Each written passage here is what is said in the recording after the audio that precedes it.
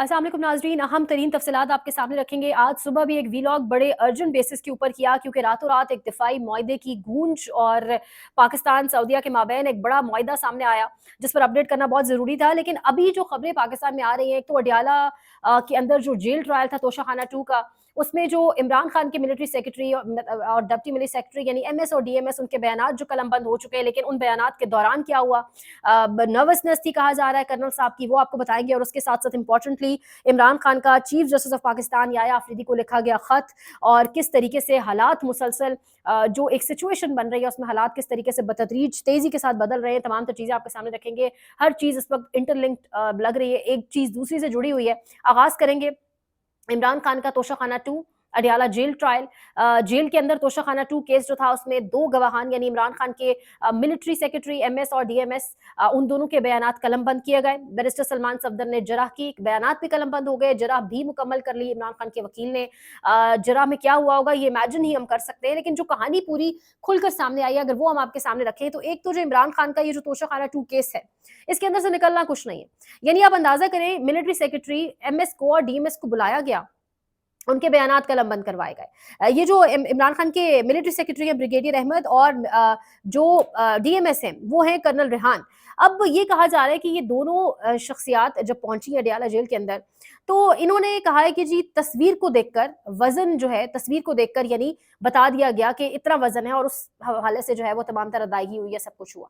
लेकिन जो डॉक्यूमेंट्स हैं, जो दस्तावेजात हैं, उनके अंदर तो वजन बाकायदा ग्राम्स के अंदर माशे और बाकायदा स्टैट्स लिखे हुए, फिगर्स के अंदर लिखा हुआ है। तो कोई तस्वीर देखकर तो अंदाजा नहीं। अब ये आप तस्वीर देखकर कोई चीज़ जो मैंने पहनी है या कहीं भी आप कोई चीज़, कोई अंगूठी, कोई सेट कुछ देखेंगे, आप तस्वीर देखकर किसी चीज़ का अंदाजा नहीं लगा सकते कि ये कितने ग्राम्स की होगी, ये कितने माशे की होगी, यानी पॉसिबल नहीं है ना। तो फिर यही कहा गया है जी कि तस्वीर देखकर आपने कैसे इसके वज़न का तयन कर लिया, जिस पे ऑब्वियसली कोई जवाब नहीं था। और फिर अगेन चिरागों में रोशनी ना रही, तो कहा जा रहा है जो मिलिट्री सेक्रेटरी हैं ब्रिगेडियर अहमद, उन्होंने ये वाला काम किया जिस पर उनकी ठीक-ठाक ग्रिलिंग हुई। ये शहजाद अकबर साहब की खबर है। और फिर कर्नल रेहान साहब जो हैं, शहजाद अकबर कह रहे हैं कि वो बहुत ज़्यादा नर्वस दिखाई दे रहे थे। इमरान खान शायद सामने खड़े थे, उनको फेस करते हुए नर्वसनेस थी। ये दोनों ऑब्वियसली इमरान खान के सबऑर्डिनेट्स थे। इमरान खान बॉस हर वज़ीर-ए-आज़म के साथ, उनके पीछे एक जो फौजी चल रहा होता है वो मिलिट्री सेक्रेटरी और डीएमएस होते हैं, तो हर वज़ीर-ए-आज़म के साथ होते हैं। अब ये जो इन दोनों ने मिलिट्री सेक एमएस और डीएमएस ने बयानात दिए हैं, वो इमरान खान के हक में दिए हैं या खिलाफ गवाही दी है, ये तो वक्त ही बताएगा ऑब्वियसली, लेकिन खिलाफ ही दी होगी क्योंकि प्लान इस केस को आगे ले जाने का यहाँ से ये है। बेशक ये जो बयानात हैं, ये रियलिटी से बहुत दूर हैं, कोसों मीलों दूर हैं, लेकिन यहाँ पर जितने भी केसेज़ हैं वो इसी तरीके से चल रहे हैं इमरान खान के।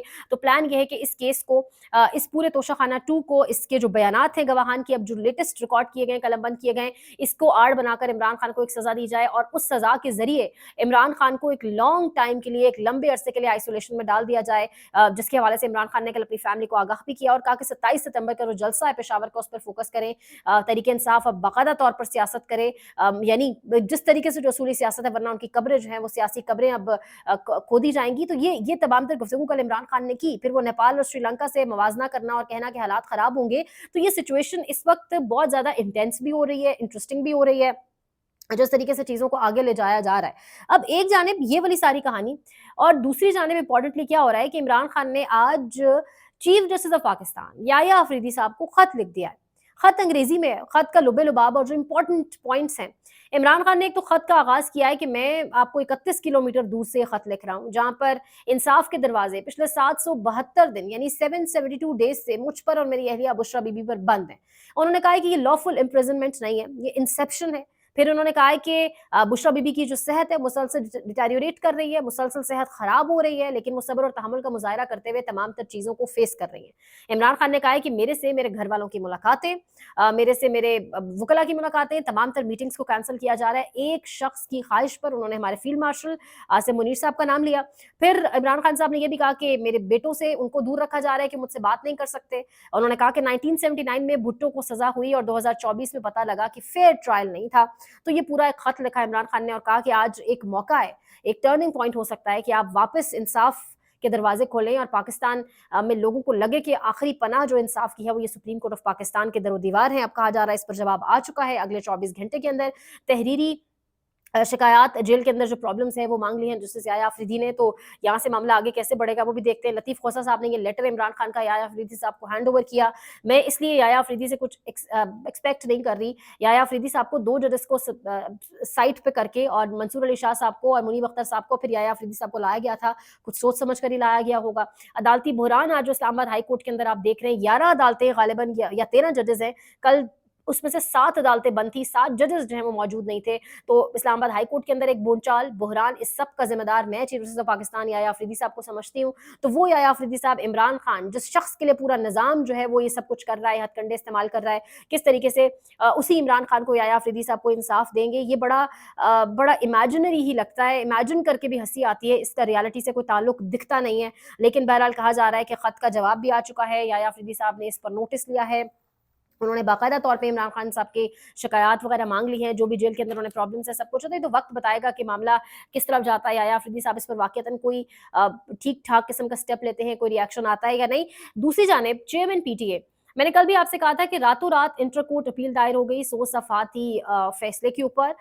इस इंटर कोर्ट अपील को सवाल था मेरी ख़्वाहिश थी मैं देखूँ किस तरह ट्रीट किया जाएगा, जिस तरह पाकिस्तान में बाकी इंटर कोर्ट अपील्स जो है उनको ट्रीट किया जाता है। तो जो चेयरमैन पीटीए हैं उनको बहाल कर दिया गया है। चेयरमैन पीटीए को बहाल कर दिया गया है। बाबर सत्तार साहब के फैसले को डिसमिस कर दिया गया है, उड़ा दिया गया है और बाबर सत्तार के फैसले को 2 जूनियर जजेस ने उड़ाया है।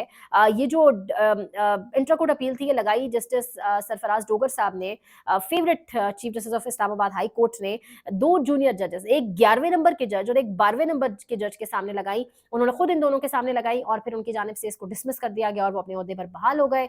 यही करवाना मकसूद था और इसी के लिए तो ये रद्दो-बदल हाई कोर्ट्स के अंदर और तमाम तर अदालतों के अंदर पाकिस्तान की गई थी।